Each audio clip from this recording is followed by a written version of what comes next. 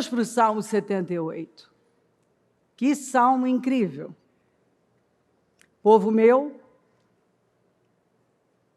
ele é chamado de um poema de Asaf. Povo meu, escute o meu ensino, incline os ouvidos para o que eu tenho a dizer. Em parábolas abrirei a minha boca, proferirei enigmas do passado. O que ouvimos e aprendemos, o que nossos pais nos contaram, não os esconderemos dos nossos filhos. Tudo que nós temos ouvido e aprendido, nós vamos transferir para a próxima geração. Afinal, se você já leu o capítulo 1 e 2 de Juízes, você sabe que veio uma geração que não conhecia o Senhor, porque aquela geração que entrou na Terra Prometida falhou feio. Talvez se preocuparam tanto em possuir a terra que perderam os filhos. Foi um negócio tão sério e tão cruel que dali em diante você vê que não parou mais o processo de ruína, de queda. E é no livro de Juízes que você vai encontrar muito essa frase: e cada um fazia o que achava certo, porque não havia rei. Você precisa de um norte, você precisa de uma liderança clara, você precisa saber quem você vai ouvir, com quem você vai ficar, qual a voz que vai guiar a sua vida. Aquela geração não sabia do Senhor, não conhecia. A Bíblia fala assim, é triste demais quando você lê.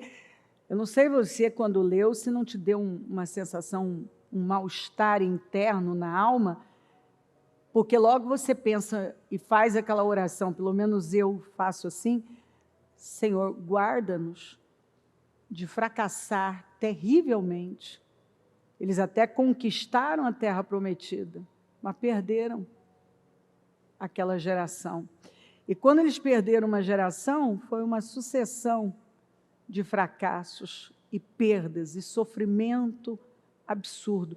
Então, o que ouvimos e aprendemos, o que nossos pais nos contaram, não os esconderemos dos nossos filhos, contaremos à próxima geração os louváveis feitos do Senhor, o seu poder e as maravilhas que fez. Ele decretou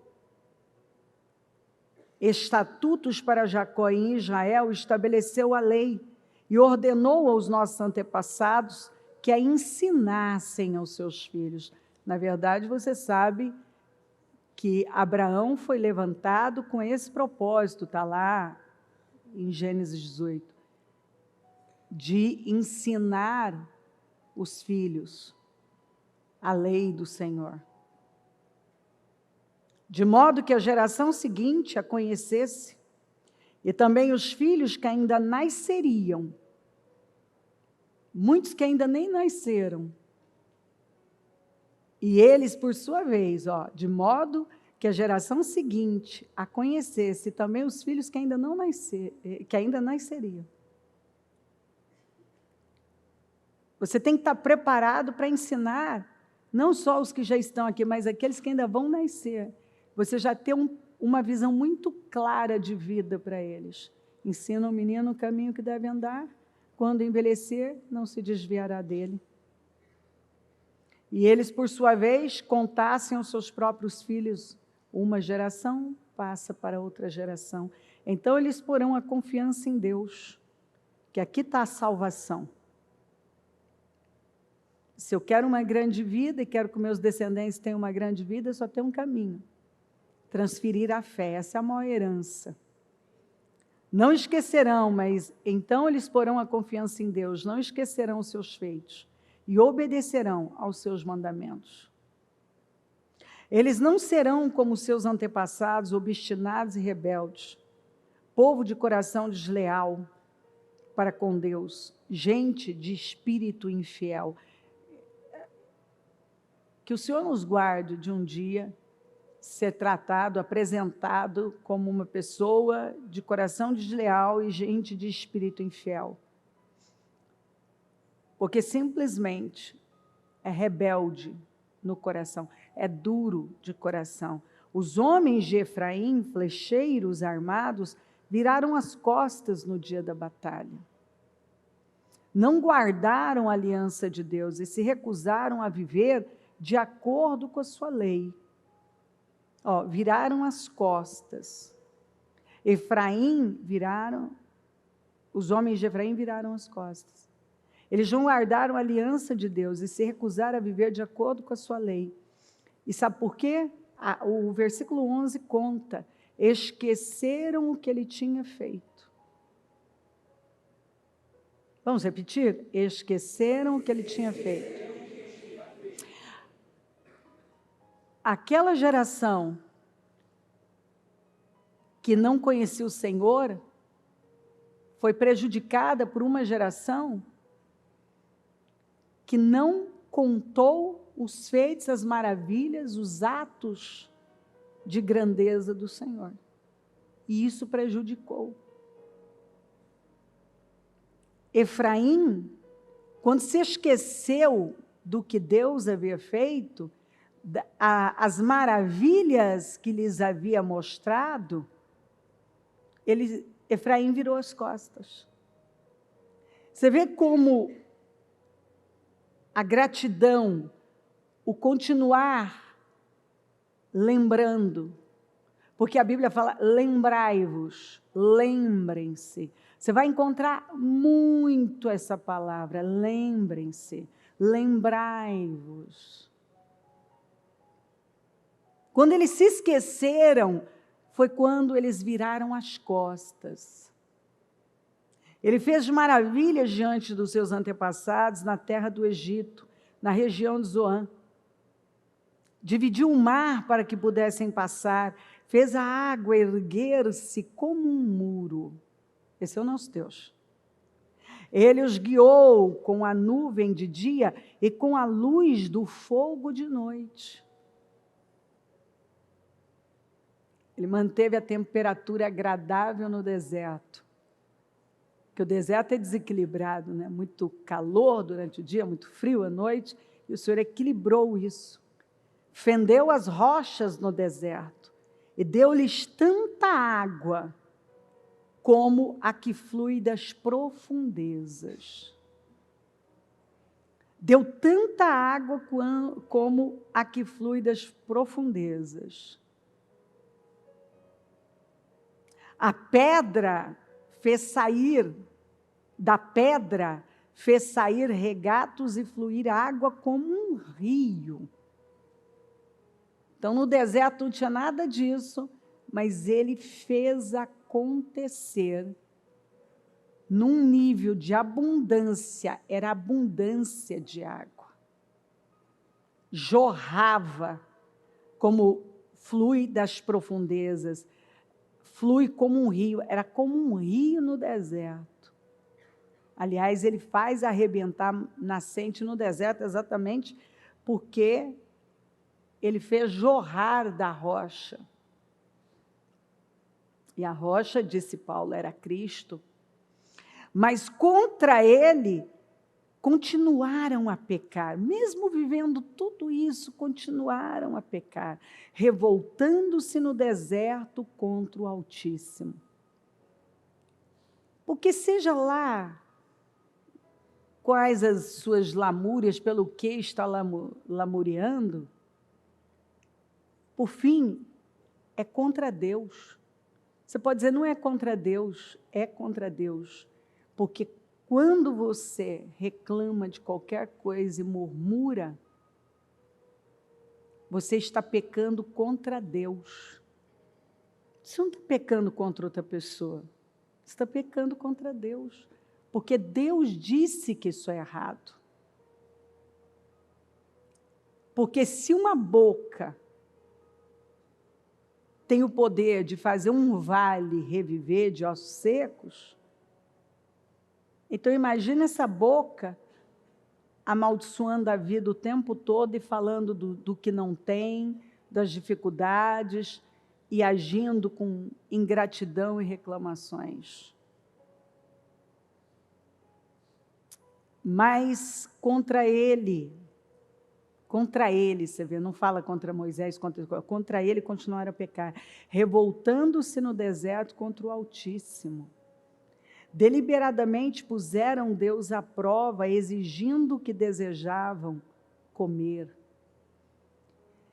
Porque se você lê a história de Israel, o grande problema de Israel, do grupo original, foi viver pela necessidade. O que eu disse? Isso aí, esse tem sido o grande problema das pessoas. Viver pela necessidade. Então, eles reclamavam de Deus por falta do quê? De comida e bebida. Esse povo só me busca por comida e bebida. É o que o Senhor deixou claro. Então, esse povo reclamava de Deus, diante de tudo que Deus estava fazendo. As roupas não envelheciam, os pés não inchavam, os sapatos, as sandálias não envelheceram. Tinha ar-condicionado durante o dia, aquecedor à noite, um milagre todo dia, água jorrando como um rio, a proteção do Senhor ali. Mas toda vez que esse povo era testado, fracassava. A resposta era péssima. Péssima. O próprio Deus diz que ele fez isso. Deuteronômio 8 ele falou. Porque ele queria saber o que estava no coração. E sabe que todas as vezes, algumas pessoas, todas as vezes que elas são testadas, sai a mesma coisa? Toda vez, elas nunca passam naquele teste, no teste da necessidade. E é por isso que elas nunca saem daquelas necessidades. Porque elas nunca passam no teste da necessidade. Elas se abatem, porque é o Deus delas. A comida e a bebida era o Deus deles. A necessidade era o Deus deles. Eles não buscavam a Deus por Deus. Eles não buscaram os caminhos do Senhor, mas só os feitos dele. Ao contrário de Moisés, que quis conhecer os caminhos do Senhor. E aí a pessoa nunca passa no teste. Porque nós somos testados. Quantos anos faz que você está sendo testado na mesma área e você fracassa? Você poderia estar fazendo diferente, respondendo diferente, se posicionando diferente, mostrando para Deus que você mudou, que Ele vem realmente em primeiro lugar. Às vezes nós somos testados em coisas profundas, difíceis.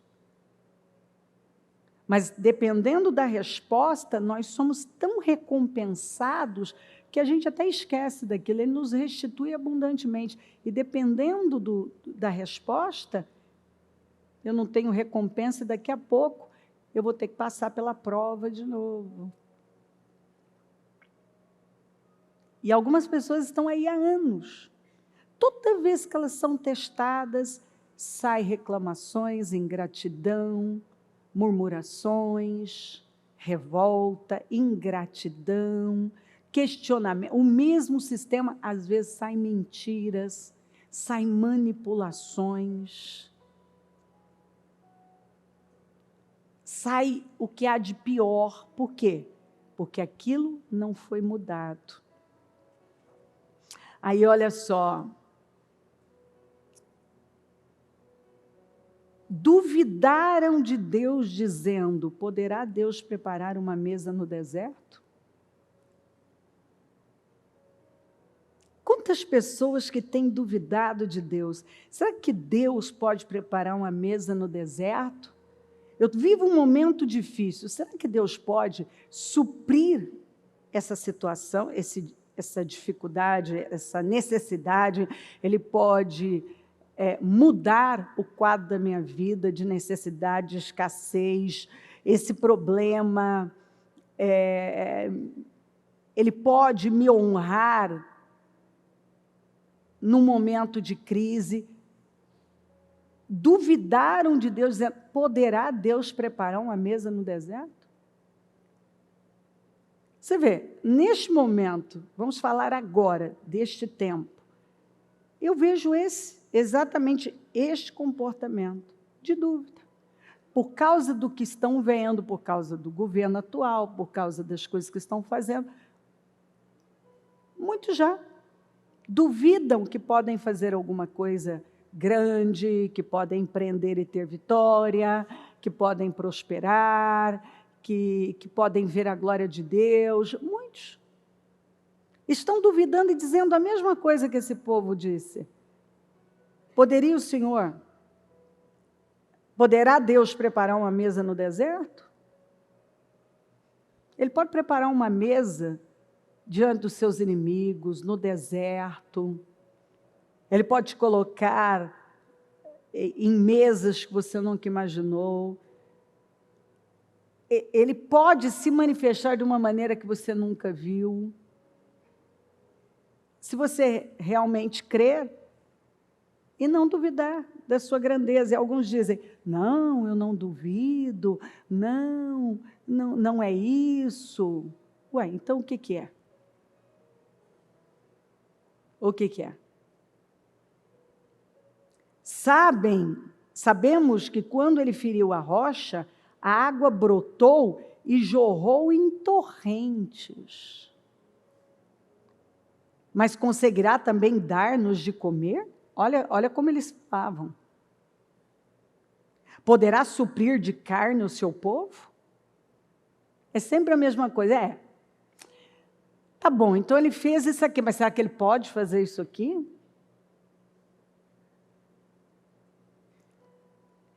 E a vida da pessoa nunca evolui, porque ela está totalmente presa às suas circunstâncias, ela acredita mais no que ela está vendo, ela fala precipitadamente, ao invés de crer somente num Deus que pode todas as coisas, que é o Todo-Poderoso. O Senhor os ouviu e enfureceu-se com fogo. Atacou Jacó e sua ira levantou-se contra Israel. É o que às vezes a pessoa busca para ela, né? Ela acaba irando a Deus com o comportamento incrédulo dela. Pois eles não creram em Deus, nem confiaram no seu poder salvador. Então foi isso que irou a Deus? Sim, porque sem fé é impossível agradar a Deus. Você só vai agradar a Deus crendo nele. É crendo nele. Pois eles não creram em Deus, nem confiaram em seu poder salvador. Contudo, ó a misericórdia dele, ele deu ordens às nuvens e abriu as portas dos céus, fez chover maná para que o povo comesse, deu-lhes o pão dos céus, o pão dos poderosos, o pão dos anjos, né? Os homens comeram o pão dos anjos. Por isso que você sabe, né? Nenhuma mulher abortava, nem animais, não tinha um doente, não tinha um que fraquejasse, não tinha pobre no meio deles. Porque eles eram alimentados com o pão dos anjos. Eles eram supridos com a água da rocha. Eles eram protegidos pelo Senhor. Agora, se eles viveram isso aqui nesse tempo, nós que temos Jesus, porque Jesus estava aqui nas sombras, agora isso é real e palpável para nós. E Paulo disse que o rosto, ele lembra do rosto de Moisés brilhando, que havia tanta glória ali, mas que a glória que nós temos hoje é muito superior àquela. É muito superior. Enviou dos céus o vento oriental e pelo poder fez avançar o vento sul, fez chover carne sobre eles como pó. Ele faz chover. O suprimento das nossas necessidades é a coisa mais fácil para Deus. Tudo isso no deserto. Eles não questionaram? Poderá o Senhor preparar uma mesa para nós no deserto? Está aí. Será que num momento como esse eu posso viver coisas inacreditáveis? Está aqui, ó. Está aqui o salmista contando.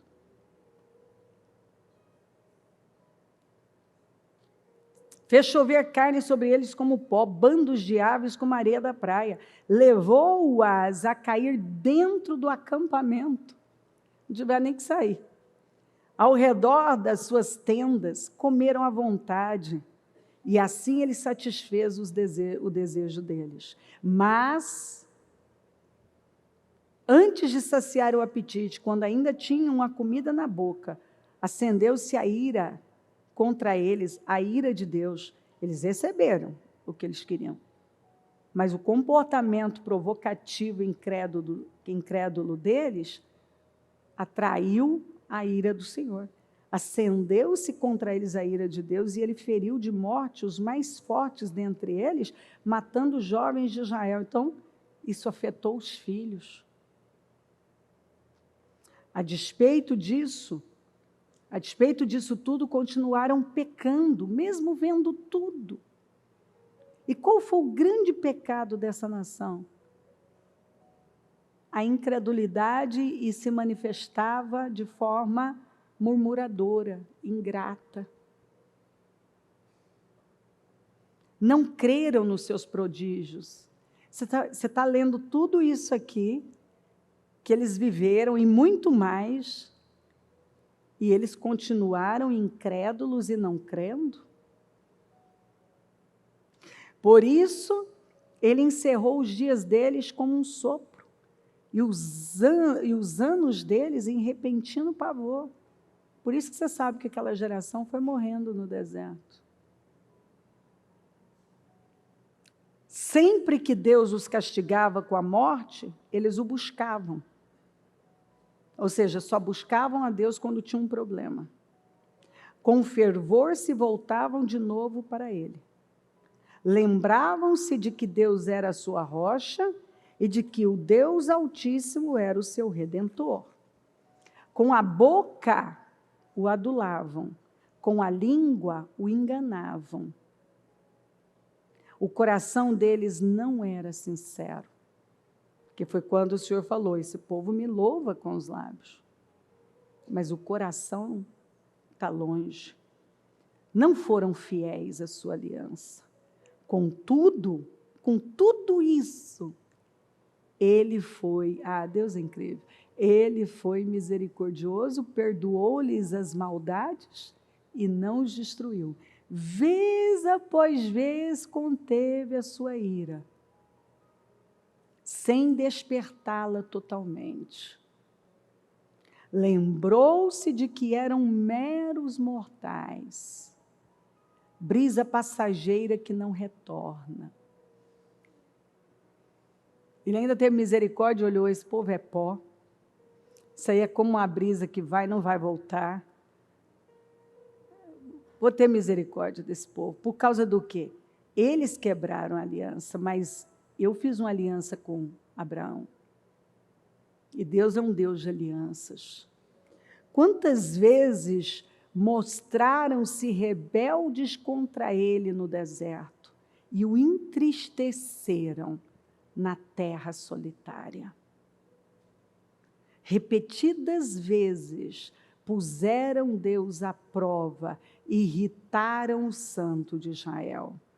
Não se lembravam da sua mão poderosa. Como que alguém esquece assim do que Deus já fez, né? Como é fácil algumas pessoas esquecerem de onde Deus as tirou, o que tem feito na vida delas. ainda que elas não estejam onde tanto querem, mas olha o que Deus já fez. E às vezes na vida de algumas pessoas, em pouco tempo. Repetidas vezes puseram Deus à prova, irritaram o santo de Israel, não se lembravam da sua mão poderosa no dia em que os redimiu do opressor, no dia em que mostrou seus prodígios no Egito, as suas maravilhas na região de Zoan. E aí continua o Salmo, que vale a pena você continuar lendo, ele é mais extenso, mas é maravilhoso. Esse Salmo nos traz assim, lições tão importantes, profundas para o nosso dia a dia, porque esse povo falhou no dia a dia, em responder às demandas de cada dia. Esse povo falhou se esquecendo de tudo que Deus já havia feito. Então, bastava eles terem um problema para esquecerem tudo que Deus já havia feito. Bastava ter um problema. E, na verdade, o próprio Senhor falou que isso foi o teste. O Senhor ia testá-los, e eles não passaram. Mas aí, eu volto aqui para essa parte. Duvidaram de Deus, dizendo, poderá Deus preparar uma mesa no deserto? Será que essa é a sua dúvida? Dentre tudo que você ouviu aqui, que aqui não precisa, o Salmo é só ler. Ele se autoexplica, ele está pregando para a gente, né? Não tem nada aqui. O que vai... Vou falar o que mais? Está tão claro, né? Não tem como a pessoa dizer, eu não entendi isso aqui. Está claríssimo. Mas eu quero ficar com essa pergunta aqui. Eles duvidaram de Deus dizendo, poderá Deus preparar uma mesa no deserto? Será que porque você está numa situação seja de deserto, numa situação difícil, num momento, numa crise, esse momento que nós vivemos, que se você puxar um pouquinho na história, você vai ver que a história já viveu, já conta momentos piores de guerra,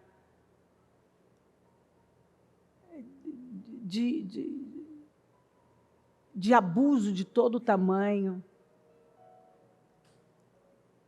o comunismo crescendo, o nazismo,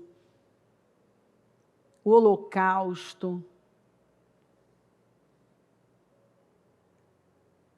Você lê sobre os anos 70, aquele amor livre, aquele estímulo a sexo, drogas e rock and roll. Sim, nós vivemos tempos terríveis. Os sinais mostram que caminhamos para o fim.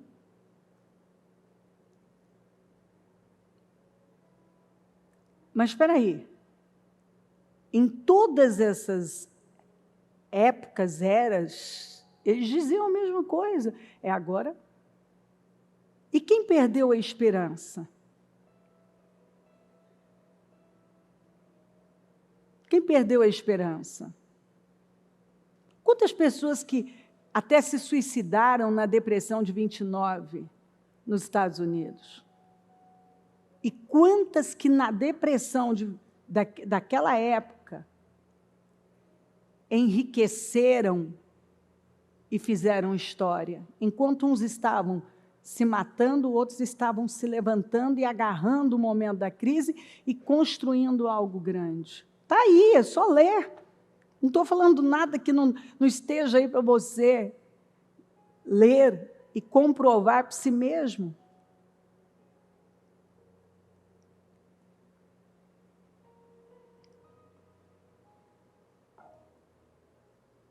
E quando você chega perto, você vê que todas essas situações ocorreram por uma distância de Deus. a incredulidade. E quando você deixa de ser luz, de brilhar, de ocupar seu lugar, Satanás não perde tempo. E muitos, ao invés de, no momento alto da vida, adorarem mais a Deus, começam a tirar o pé. Outros, quando estão num problema, começam a murmurar e reclamar e a fazer perguntas. Duvidaram de Deus. Será que poderá Deus preparar uma mesa no deserto? Ele mostrou aqui, o Salmo está contando. Tudo que ele fez no deserto. Tudo que ele fez no deserto. Suprimento, provisão, cuidado, abundância. Ninguém tinha falta de nada, muito pelo contrário. A Bíblia diz, não é a Cleo, não tinha um doente. Como é que caminhando tantos anos no deserto, não tinha um doente, não tinha um pobre? As mulheres engravidando, passando a gestação no deserto, dando à luz no deserto, não tinha um aborto, não tinha crianças que nasciam mortas, não tinha isso. Nem os animais. A Bíblia não exagera. Se está escrito que isso não acontecia, não acontecia. Por quê? Porque eles estavam cobertos, como disse Paulo, por uma nuvem. E a nuvem era Cristo. Aí hoje, o que nós vemos? Gente fazendo a mesma coisa. Será que o senhor pode fazer? Porque agora acabou, agora não tem mais jeito, porque olha isso aí. Então, quer dizer, o poder de Deus, por conta de tudo que a pessoa está vendo, então agora Deus, o poder dele diminuiu. Deus não é mais o Deus de antes. Ele não é o mesmo Deus. Agora, ele mesmo disse, o Senhor não muda, por isso que vocês não são destruídos. Eu sou o mesmo ontem, hoje e eternamente. No Senhor não há mudança nem sombra de variação. Nada pode se opor a ele. Eu mostrei para você. Ele fez água, de qualquer coisa, não importa a necessidade. Água jorrou da rocha. Carne caiu no acampamento do lado deles. O pão dos anjos, todo dia.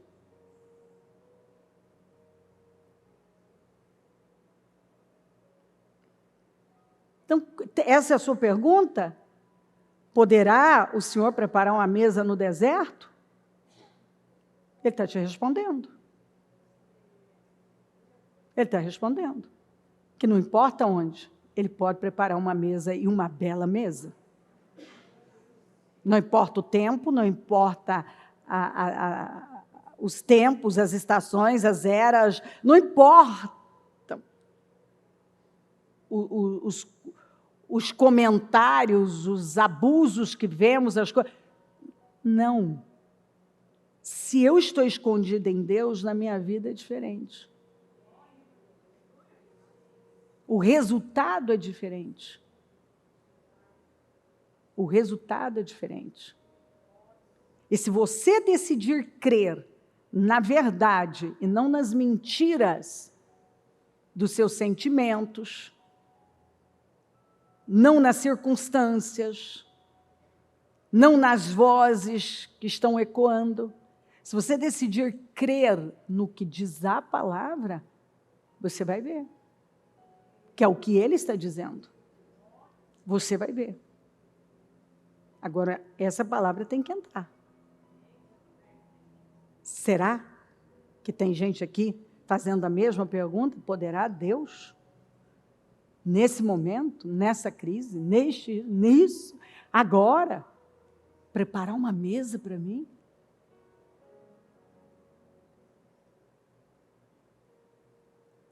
Veja a mesa, o Senhor fala da mesa no deserto, porque mesa fala de comunhão, de abundância,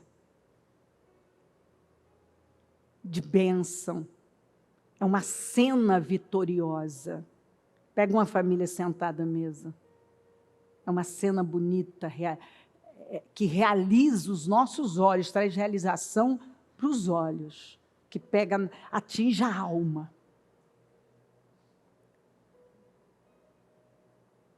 Então, ele pode preparar uma mesa no deserto? Eles duvidaram e fizeram, poderá Deus preparar uma mesa no deserto? E ele mostrou. Aliás, ele mostrou que ele nem precisava mostrar, porque eu até aqui já li um monte de coisas que ele vinha fazendo, de milagres, prodígios, as maravilhas dele. Porque ele não mudou. E de uma coisa muito ruim, ele pode tirar coisas muito grandes e boas.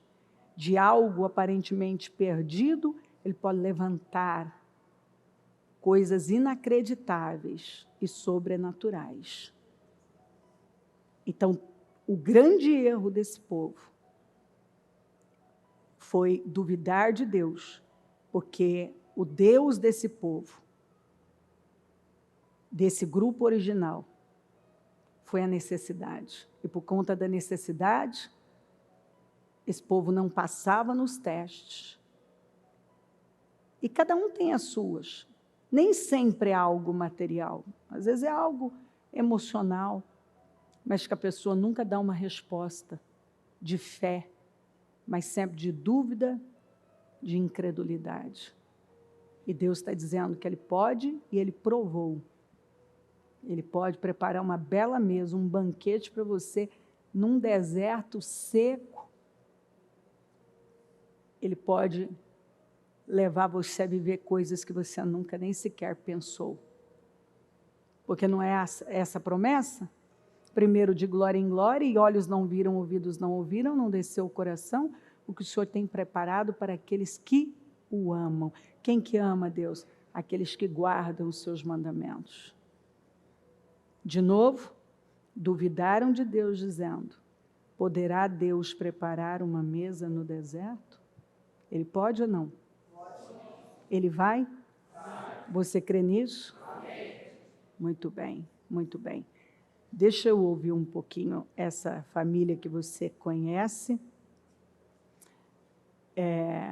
Eu vejo eles sempre, já deram testemunho no Destinos, mas eu sempre cumprimento, mas vou cumprimentar de novo, menininha, a minha filha. Oi, minha filha.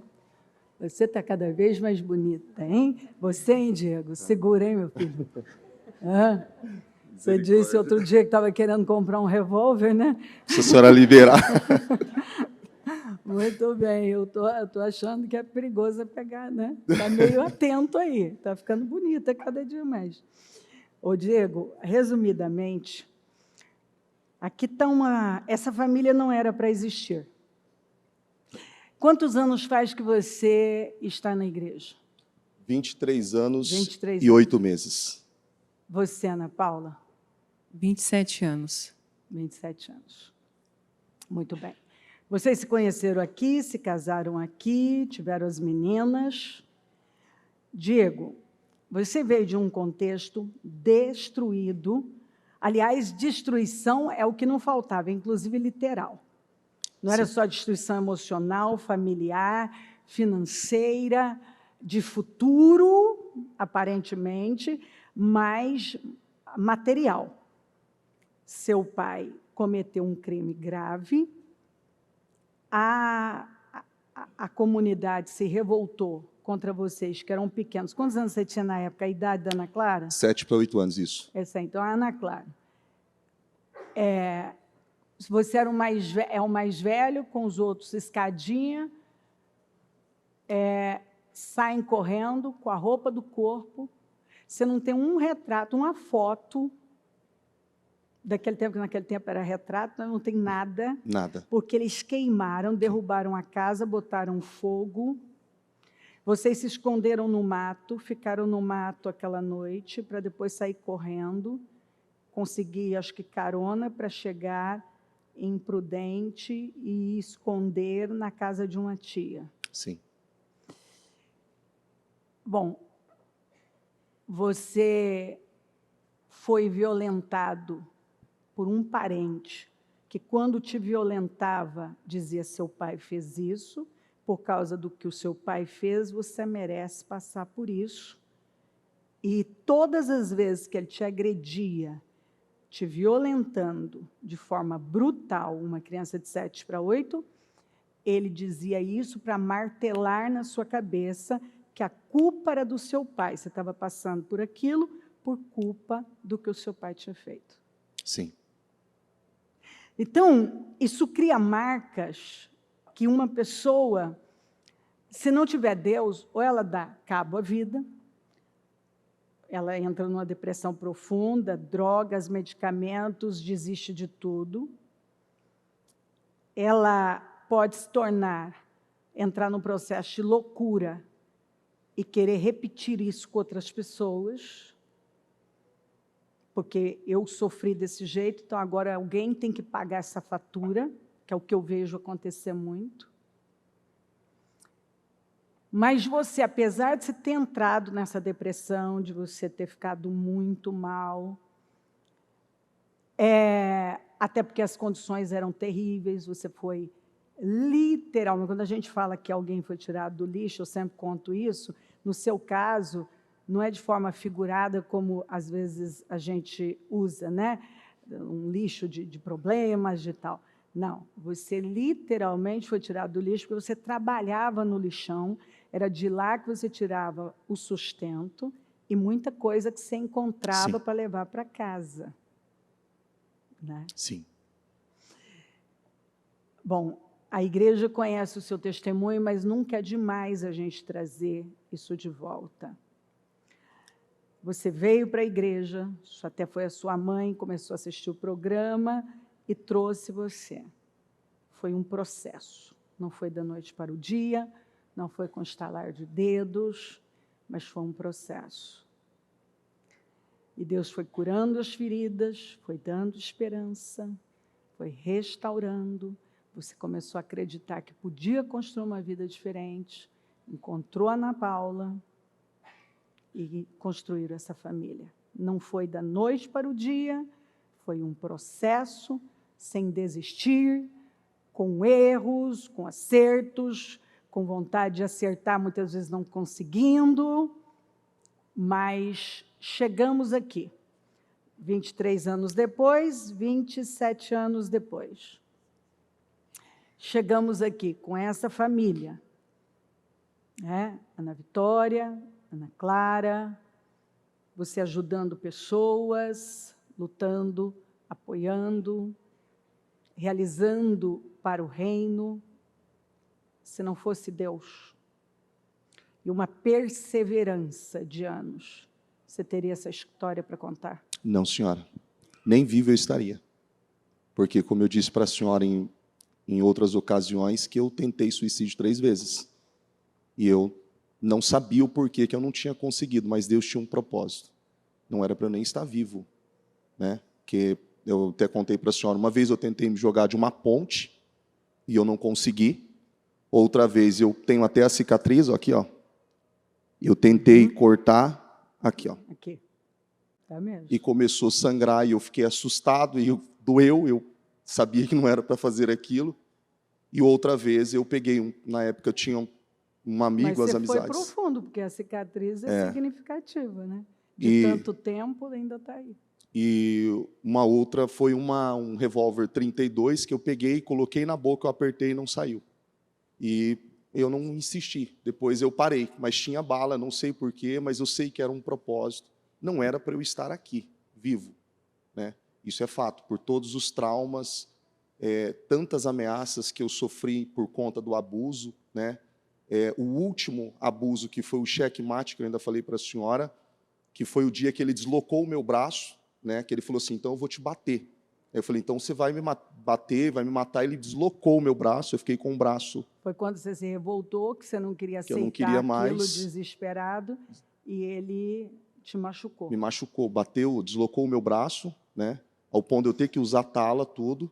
Bateu nas minhas costas, me deu vários murros, né? Me agrediu, me empurrou, me chutou. Então, assim, foi a última vez, porque eu me revoltei, eu estava revoltado. E foi pós essa situação que eu tentei os 3 suicídios.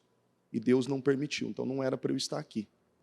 Né? Então, e tantas revoltas, né, que aconteceram por conta da atitude do meu pai, tantas pessoas, no caso, nós saímos fugido, as pessoas, eu tenho essa imagem de ver à distância né? Eu lembro de nós atrás de uma cerca, né?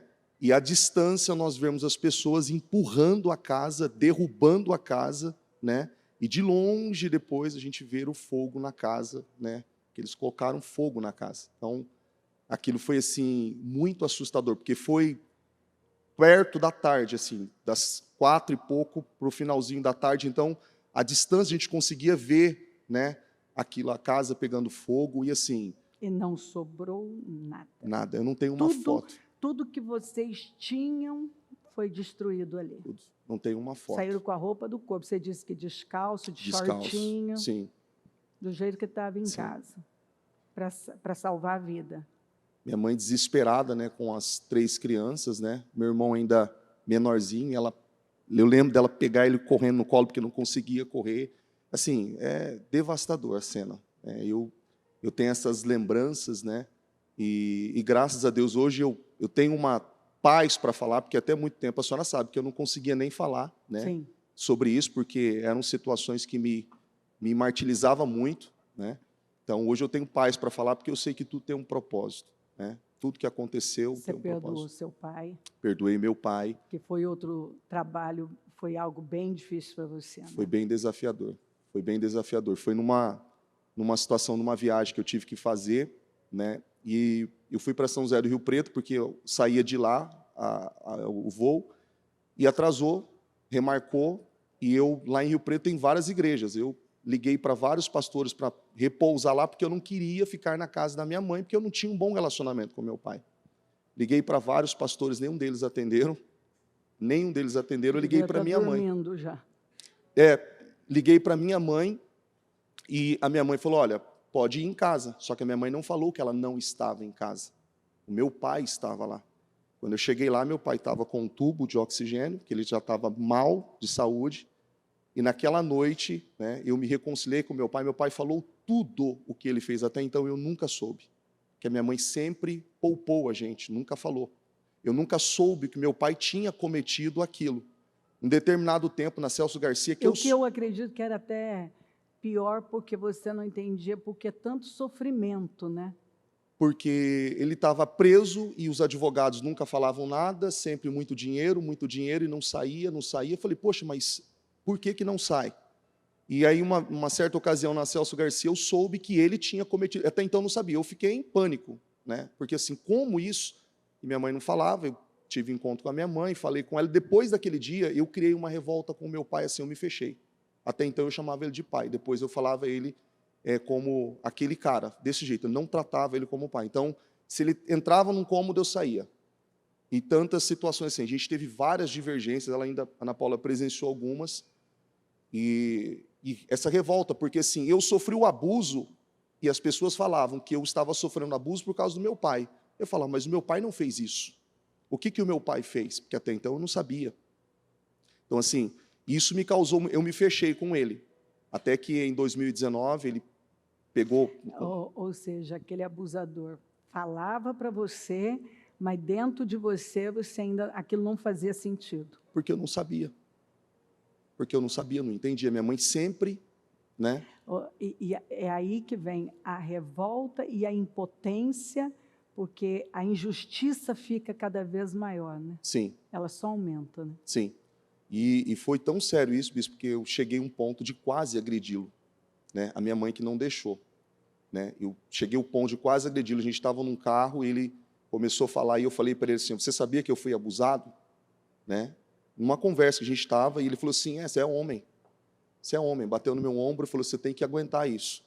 Na hora, eu puxei o freio de mão do carro, eu parei o carro muito rápido, eu saí, e a minha mãe, o que você vai fazer, pelo amor de Deus? Eu falei assim, e eu comecei, né, fui bem grosso com ele naquele dia. Porque o seu pai, até ele se encontrar num estado terminal, ele não mostrava arrependimento, né? Nenhum, bispo. E ainda sarcástico, Muito, né? Ele tinha isso. Muito. E ponto... olha que ele gemeu na prisão, hein? Muito, bispo. Ele foi abusado. Teve uma cicatriz que ele teve um corte, que fizeram um corte nele. Ele foi abusado muito na prisão. Muito, ele sofreu muito. Então, assim, nesse dia que ele... E ele não saiu melhor, né? Saiu muito pior. inclusive com a família, né? Muito, bispo. Assim, ao ponto de minha mãe fez tudo o que podia fazer por ele, ajudar, acolher, tudo, tudo. Traiu a minha mãe, bebia, fumava, com pornografia dentro de casa, na casa da minha mãe, né? No caso eu não morava com ela. E ao ponto, assim, de viver na rua. Ele chegou um tempo que ele morou na rua, porque ele não queria, porque a minha mãe não aceitava. Muito trabalho ele deu para minha mãe. Então, assim, minha mãe até após ele pegou essa doença, que ele pegou uma doença pulmonar, e aquilo foi acarretando, e ele fumando muito, mesmo com a doença, fumando, bebendo, fazendo tudo. Chegou no hospital que foi, assim, checkmate. Ele recebeu uma pessoa que foi da igreja lá, fez a oração de confissão, ele aceitou. Jesus, eu acredito na salvação dele. Só que se Deus não tivesse permitido, ele não teria sido salvo. Ele teve que se encontrar numa situação, assim, impossível. Tanto que morreu mesmo, né? Infelizmente. Foi salvo, e quando ele creu em Jesus, logo ele faleceu. Sim. Bispo, Mas em condições terríveis também, né? Sim, muito. No dia que eu fui vê-lo no hospital, eu até ainda num dia, numa quinta-feira, eu até liguei para o Bispo Anderson na época, eu falei, Bispo Anderson, eu preciso ver meu pai. Ele falou assim, mas do nada assim, eu falei, Bispo, eu sonhei que meu pai tinha falecido. Eu falei, eu preciso ver meu pai. E eu sabia que ele estava internado. Aí eu peguei a Ana Paula mesmo sem saber, o Bispo Anderson falou assim, vai, pega o carro e vai. Eu fui para Rio Preto, cheguei em Rio Preto, vi ele no hospital. Nós estávamos voltando na Bandeirantes, lá perto da Clabin, a minha irmã ligou, e quando ela ligou, eu falei assim, meu pai morreu. Assim, eu sei que meu pai... Ela falou assim, meu pai faleceu. Já sabia. Assim, quando eu vi, ele estava todo amarrado, tinha um tubo na lateral dele aqui, eu não sei nem o que era, mas tinha um tubo, uma sonda, né, aqui nele, e ele não reagia. Eu falei com ele, eu acredito que ele me ouviu, mas ele não respondeu, e ele faleceu, né? E eu me senti eu senti em paz, porque o que eu tinha, aquele dia que eu estive em Rio Preto, que eu me reconciliei com ele, que ele falou tudo, ele pediu perdão e falou tudo, até coisas assim que eu nunca imaginei, né? Morou na rua, foi abandonado pelos pais, não conheceu o pai, não conheceu a mãe, foi abusado na infância, morou na rua em São Paulo, né, viveu assim, eu nunca soube. E assim, nesse dia a gente se reconciliou, eu perdoei, ele me perdoou, nós choramos muito aquele dia. Resumindo, ele repetiu a história do pai dele, e você tinha tudo para repetir a história do seu pai, do seu avô, e assim por diante. Sim. A risca foi feita. Sim. E a senhora, muitas vezes, a senhora falou isso pessoalmente comigo algumas vezes, a senhora falou assim, você precisa resolver isso. E é algo familiar, a senhora falava. A senhora até então não sabia, até porque não entendia, porque eu nunca sabia também, eu não sabia do que se tratava. E a senhora ainda no estudo da Celso Garcia, ainda numa reunião de pastores, só falou, você precisa resolver isso. Tem alguma coisa com o seu pai, alguma coisa. E eu não entendia aquela situação. E depois, né, de um tempo, foi que aconteceu essa situação e eu resolvi, porque até então eu era uma pessoa arrogante, orgulhosa, fechada, né? Então, assim, eu tinha várias situações que eu não sabia que não estavam resolvidas. Então, enquanto aquilo não foi, como a senhora mencionou, não foi feito esse risco no chão, aquilo não cessou. Aquilo estava, e isso estava literalmente prejudicando meu casamento, prejudicando o crescimento da Ana Vitória, porque de uma certa forma eu era mais duro, eu era mais rude, né, com ela, por conta de todas aquelas amarguras que eu vivia e eu não tinha, né, a noção daquilo, o quão grave aquilo estava sendo. Né? Então, essa risca no chão foi feita e meu pai faleceu, fiz o culto fúnebre dele, a Ana Paula ainda achou que eu não ia conseguir fazer, fiz o culto fúnebre dele e eu senti paz no culto fúnebre dele, porque eu sei que se no hospital, bispa, com a sonda, o soro, ele saiu numa área do hospital, pegou um cigarro escondido e foi fumar no hospital, sabendo que ele não podia. Então, assim, eu sabia que se ele saísse do hospital, o diabo ia tragar, ele não ia ser salvo. Ele não ia. Meu pai precisou ser amarrado, sedado, como ele estava no hospital, porque ele estava, assim, insuportável, não tinha condições. Deus precisou parar ele e dizer assim, eu quero a sua alma, por conta da família que orava, não por ele, porque por ele estava jogado. A família que não desistiu. Família que não desistiu. Diego, Esse retrato que a igreja vê aqui é o retrato da fé, de uma entrega a Deus profunda. Constância, continuismo, aquilo que a senhora fala. Essa fé, continuar e não desistir. Porque é o segredo, não tem como. Né? Porque por mais de tudo aquilo que as pessoas falaram, ou de tudo aquilo que uma pessoa possa buscar fora disso, ela não vai encontrar se não for em Jesus. Exatamente. Ela não vai encontrar. Ana Paula, resumidamente, o estado dele emocional afetou vocês. Sim. Você não sabia lidar e acabou transferindo para Ana Vitória. Sim. Prejudicou muito por anos a vida dela, que depois você já contou o testemunho da reconciliação das duas, Sim. dessa barreira que foi quebrada, porque é uma cadeia, né? Sim. Ele vinha com várias situações que não lidava bem, que transferiu para casa, você transfere, você também veio de um lar onde você foi criada desde pequenininho, meio a brigas, ataques, Sim. tentando defender, separar seus pais de brigas. Sim. Na verdade, eles até davam, materialmente falando, coisas para você, só que o seu lar era um lar desestruturado. Sim. Aniversários eu tinha todo ano. Vinha a Xuxa, as Paquitas, os palhaços. Era o melhor aniversário. Mas aí quando acabava, ou até mesmo durante a festa, alguma coisa acontecia, né? Alguma discussão, algo. Você disse que era uma rotina, Sim. brigas. Você chegou num nível de esconder facas com medo de seu pai matar sua mãe. Sim. Que ele tentou uma vez. A gente sentava na mesa, até hoje eu ensino as mulheres a questão da mesa, né? E eu conto meu testemunho. Eu não conseguia, muitas vezes, engolir em paz aquela comida.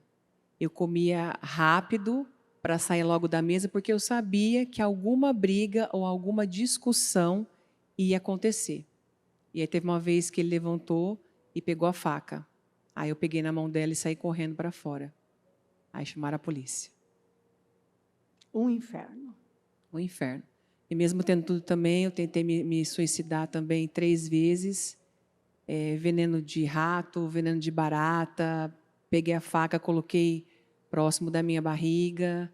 Não consegui dormir à noite. E eu tinha de tudo. Tinha Barbie, tinha carro da Barbie, a cama da Barbie, tinha a Xuxa, tinha o Fofão, tinha tudo. Que eu já não sei se isso era bom, né? Eu acho que estava aí o problema. Eu já descobri, acabei de descobrir qual era o problema dessa casa. Se eu fosse lá, eu ia fazer uma limpa nessa casa. Até o baby tinha, né? Não é mamãe. O baby menos mal. O resto, pelo amor de Jesus. Então, Ana Paula, você foi uma pessoa que viveu almática por muito tempo, daqui a pouco nós vamos falar sobre isso. Inclusive, você até avançou no ministério, mas de forma almática. Não havia o fruto do Espírito, porque aquilo não era uma mudança permanente, contínua. Você não tinha se tornado a pessoa que você se tornou. Não. Então, você precisou ter perdas, passar por situações humilhantes, para poder se conscientizar, aprender coisas que pareciam que não iam entrar nunca. Sim. Era muito orgulho e talvez uma autossuficiência, onde você olhava para você e não via o que estava notório aos olhos de todos e aos olhos de Deus. Não. Então, se for olhar, não era para você estar aqui ministerialmente, né? Não. Não era para vocês estarem mais, principalmente por sua causa. Sim, porque eu fui por anos tola, né? E realmente era uma autossuficiência muito grande, porque eu passei anos na igreja, igual nesses 27 anos, já era para mim ter conquistado muito mais, se eu fosse ver. Mas durante anos eu só sobrevivi. Né? E até um conselho que eu já deixo para todos, qual que era o meu grande problema? Eu ouvia muita palavra, mas acabava o culto e eu não praticava. E o meu coração foi se endurecendo. E a minha mente foi se cauterizando. É exatamente isso. Quando a palavra vem, o seu coração está pronto. Se você se fecha e diz não, ele vai endurecendo. Vem de novo, vai endurecendo. Daqui a pouco vira uma pedra. Aí não entra nada. Sim. Aí você está ouvindo, mas você se torna impermeável. Sim. Às vezes vinha algo de exortação, eu falava, isso aí é para tal liderança que chamou minha atenção. Nunca era para mim. Só palavra de vitória, palavra de bênção, de exortação, não. É para fulano que chamou minha atenção, é para aquele que me corrigiu. E era bem assim, orgulhosa, autossuficiente. E fui deixando. Meu mundinho era o teclado, a fama, o ser tecladista da bispa, cantora da bispa, e a minha família se perdendo. E a Ana Vitória batia o pé que não queria ser interna. Você não estava se perdendo lá fora, estava aqui dentro da igreja. E ela falava, não, mas eu vou ser constante na igreja, mas eu quero abrir minha própria loja, eu quero ter minha marca de roupa.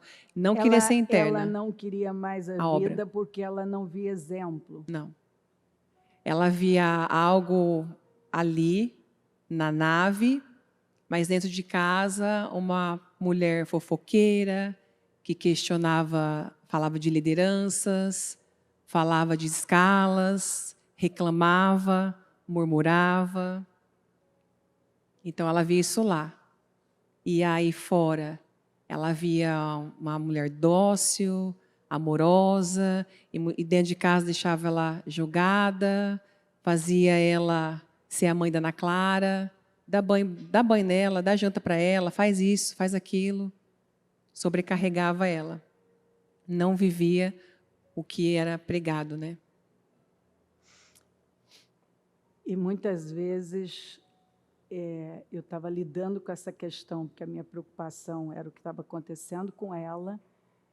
Você até ouvia, naquele momento, fingia que acatava, fingia, mas remoía aquilo. Né? Uhum. É aquelas frases clássicas, né? Não é bem assim. Não é tudo isso, não. Eu vou passar, igual o Gideão, né? Não, mais uma vez vai passar. Até que ela cresceu e você viu os danos. Estourou na minha face. Como eu sempre falo. Estoura. E aí a gente fica desesperada. Porque eu mentia também, manipulava. Aí a pastora Jéssica muitas vezes chamava na escolinha situações que ela não era precisa nas palavras. Porque a porta que os pais abrem afetam os filhos. Sim. As guerras que os pais não lutam, os filhos terão que lutar. Bom, não dá mais, mas vamos voltar a falar sobre isso, principalmente sobre a relação da mãe e filha, e até ouvir mais a Ana Vitória, que a gente tem que sempre ouvir agora a Ana Vitória, né? Mas só essa pergunta para eu encerrar essa parte, quando você entendeu que as vendas caíram, aí você viu quanto tempo perdido, né? Sim. Porque eu estava tão cega que uma vez uma liderança chegou em mim, logo quando eu sofri as duas perdas, né? A saída do louvor e a destituição. E falou para mim assim, você precisa nascer de novo. E eu olhei assim, quase que eu avancei no pescoço da liderança, porque eu falei, tá louco. Eu não via.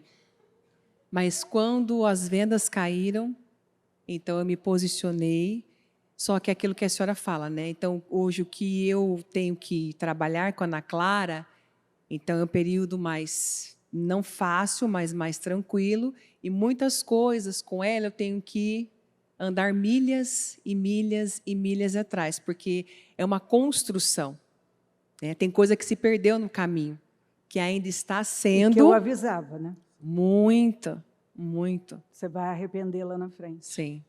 Porque senão era nada maternal. Não, nossa, isso, meu Deus, quando eu falava, ele é um bom pai, ele é um bom pai. Eu falei, e eu? Ninguém vê? Eu sou uma boa mãe, sim, eu sou cega, né? Cega no meu mundinho de orgulho, de arrogância, de autossuficiência. Eu não gostava. Ana Vitória, você viu mudanças na sua mãe? Muitas. Muitas mudanças. E isso afetou você? Completamente. Eu lembro, como ela estava falando agora, de vezes que eu estava na escolinha e eu vendo todas as pessoas com os meus amigos, os pais indo buscar. E mesmo os pais na igreja, eles não iam. Eu lembro da tia Rê pegar na minha mão e falar, vamos atrás dos seus pais. E rodava, e onde meus pais estavam, sempre falando com as pessoas. E a família sempre ficando para trás, eu sempre ficando para trás.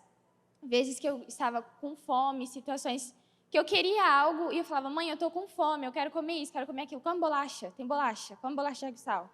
Eu queria comer alguma coisa, eu queria que ela fazesse a comida, porque eu via outras pessoas, eu via a mãe de outras pessoas fazendo, amigos internos mesmo, que os próprios pais se preocupavam, mas eu, estando lá, falava, meu Deus, eu não quero essa vida, eu quero construir a minha vida fora, porque Você aqui queria dentro sair disso? eu queria sair disso, Porque o padrão, você não via o padrão que deveria nos seus pais. Sim, não principalmente via. na sua mãe. Principalmente na minha mãe, porque era algo que eles falavam tanto, pregavam muito fora, fazia a imagem, só que dentro era completamente diferente. Gritava comigo, falava que eu era chata, que eu não era capaz de fazer as coisas, ficavam lançando palavras, situações que eu mesma acabei acreditando. Tanto que teve um trabalho que a tia Jéssica fez na escolinha com a gente, e ela pegou e olhou no fundo dos meus olhos e falou assim, você não é chata, acredite nisso. Porque todas as pessoas que passavam por mim falavam, você é chata,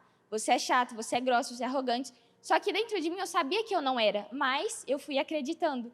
E nisso que eu fui acreditando, eu deixava. Então as pessoas falavam, eu sou chata, e eu sou chata mesmo. Sou grossa mesmo. Aí que você agia assim. E aí que eu agia Para assim. pirraçar. Para pirraçar, para mostrar, e o orgulho, né? Para mostrar que eu se acreditava que eu era assim, então eu era assim. Então pronto, não quer falar comigo? Sou chata, então o problema é seu. Ô, Ana Vitória, você conseguia ver que esse não era o padrão que estava sendo ensinado, mas, ao mesmo tempo, você não conseguia ver seus pais se alinharem ao padrão, Sim. correto? Sim, não conseguia. E aí você criou todo um plano interno, promessas que você foi fazendo, vou ganhar idade Sim. e Eu vou embora. Falava assim, quando eu tiver 18 anos, eu não via a hora de fazer 18 anos, falei, quando eu fizer 18 anos quero sair, fugir, não quero ficar aqui. Eu posso até vir na igreja de domingo, de segunda, quarta, vou vir, mas eu não quero essa vida interna para mim. Porque eu via o exemplo dos meus pais, eu falava, mas eu vou ser igual a eles? Eu não quero ser igual a eles, eu quero ter a minha família. Espelhava em outras famílias que eu via realmente que era dentro e fora. Falava, não, eu quero ser igual àquela pessoa, eu quero ter filhos. Eu falava, eu quero ter 3 filhos, eu quero ter a minha família, construir a minha família da maneira certa. Porque eu via aquilo e aquilo me afetava muito, eu ficava muito chateada. Eu falava, meu Deus, por que isso comigo? Porque eles falam e não vivem. E sempre acatando isso em mim. Minha filha, o que mudou que hoje você quer a vida interna, você trabalha, você está envolvida? Foram eles? Foram, a mudança deles. Porque eu vejo que se não tivesse havido mudança neles, eu não teria esse desejo. Quando você viu mudanças, isso mudou em você? Isso mudou em mim. Foi onde meus olhos abriu. E também nos cultos, né? Que foi onde eu fui entendendo. E sempre, de uma forma ou outra, quando eu participava, ficava muito na escolinha. Mas depois de um tempo eu comecei a ficar nos cultos. E sempre a senhora batia, de uma forma ou outra, direta e indiretamente, ocupe seu lugar. Onde é o seu lugar? O seu lugar é aqui. E eu falava, meu Deus, o lugar é aqui mesmo? Porque E foi onde eu fui entendendo. E fui vendo a mudança deles, fui vendo o crescimento deles, e foi onde eu fui tendo esse desejo de estar aqui, crescer aqui, construir aqui. E falei, não, eu não quero perder, porque olha a mudança, realmente mudou. Hoje eu posso falar que realmente mudou, porque antes não, era só imagem. Falava uma coisa, mas, tipo assim, minha família era unida, na frente das pessoas. Aí falava, você é filha da sua mãe, vocês gostam de ficar juntos, passeia bastante, porque meus pais me levavam muito no shopping, nos parques, e as pessoas viam. E eu, por dentro, tipo, família não é assim, não é junta, não é unida, não. Só imagem. Mas isso eu guardava muito para mim. Mas hoje eu posso ver e falar a mudança completamente. E, Ana Paula, uma coisa para fechar, e Diego,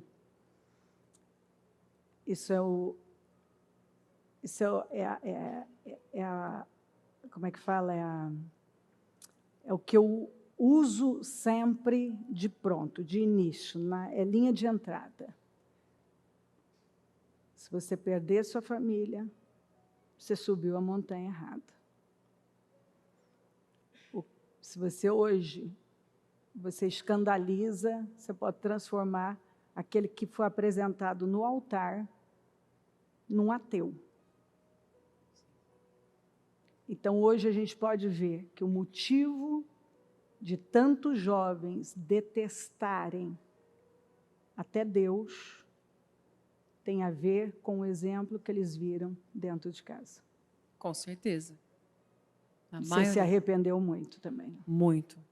Tanto que eu me lembro lá na Celso Garcia de eu sentar com eles na cama. Até na época a Clarinha não entendia, né? Por que você está chorando tanto, mamãe? E aí eu fui pedir perdão para cada um deles. É que às vezes as pessoas olham também e falam, mas eu fui tão longe, como voltar agora? E são as ordens simples. Então eu sentei, olhei nos olhos deles, pedi perdão e fui começando a construir uma nova história. E tendo essa disposição. Porque aí é um recomeço, não é um começo. Com a Clarinha, já, entre aspas, já é mais fácil, mas você já com tá ela... fazendo do jeito que tem que ser. Agora, na terça, ela vai fazer 17 anos. Então, 17 anos não são 8 anos. Então, tem coisa que eu perdi ao longo do caminho, né? Até mesmo essa questão de nos abraçar, nos beijar, é desses tempos para cá, porque eu era meio seca com ela, não abraçava, não beijava. Então, coisas pequenas que fazem a diferença. Uma construção. Dia após dia. Dia após dia. Para ter essa família. Para ter essa família. Que agora é de verdade. Agora é de verdade. E muitas vezes, tentando construir, eu falo para as mães, né, de jovens, muitas vezes ainda vinha rebeldia, cara feia, mas eu entendia que aquilo era o reflexo do que eu plantei. A gente tem que ter essa estrutura, essa maturidade de muitas vezes não é ser grossa ou bater de frente com esse jovem, mas entender que aquilo ali foi uma construção.